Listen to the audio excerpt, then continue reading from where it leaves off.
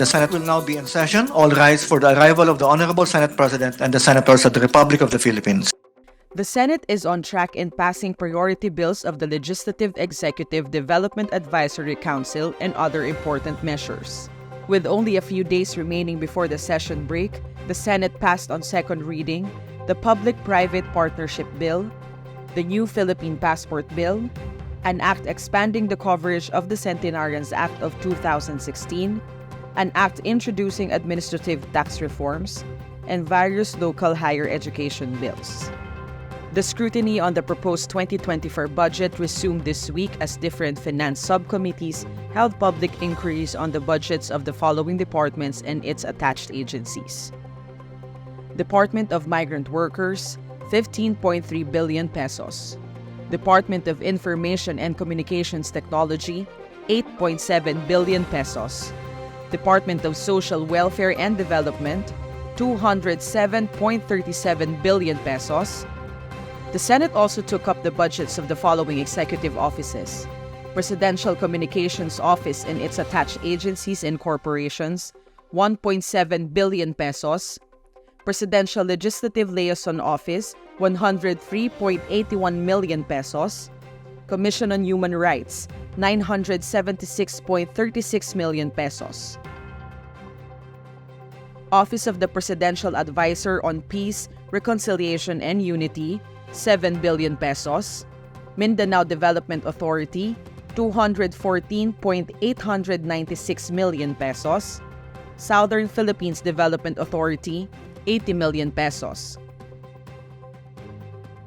Philippine Drug Enforcement Agency, 3.35 billion pesos. Dangerous Drugs Board, 417.39 million pesos. Philippine Racing Commission, 187.14 million pesos. Authority of the Freeport Area of Bataan, 140 million pesos. Subic Bay Metropolitan Authority, 661 million pesos.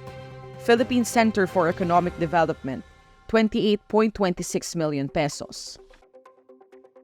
Technical Education and Skills Development Authority, 15.2 billion pesos.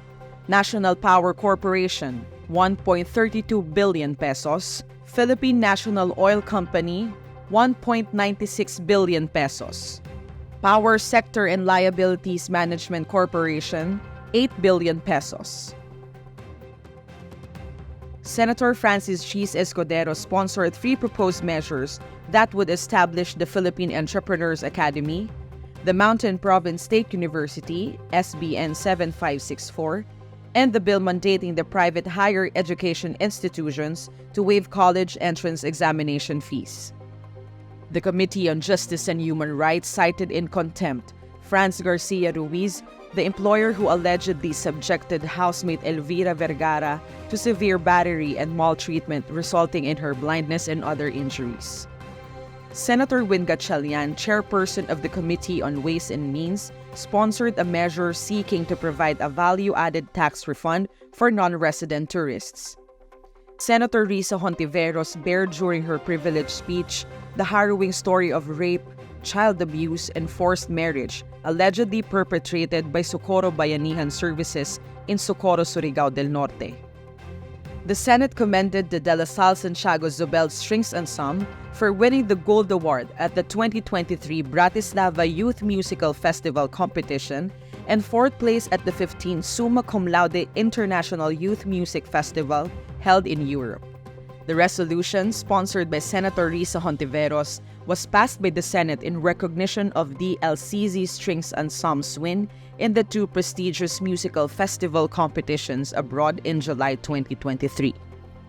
Senate President Juan Miguel Migs F. Zubiri, Senate President Pro Tempore Loren Legarda, Majority Leader Joel Villanueva, and National Historical Commission of the Philippines Chairman Emmanuel Calairo led the unveiling of the Bakit Malolos exhibit in the Senate. The exhibit opened to celebrate the 125th anniversary of the inauguration of the Malolos Congress in the province of Bulacan on September 15, 1898. Senator Mark A. Villar presided over the Committee on Banks, Financial Institutions and Currencies hearing on the proliferation of bank-related scams, unauthorized online lending schemes, and other fraudulent financial activities. The Committee on Labor, Employment, and Human Resources Development, chaired by Senator Jinggoy Ejercito Estrada, resumed its public hearing on proposed measures seeking to provide protection and benefits to media workers.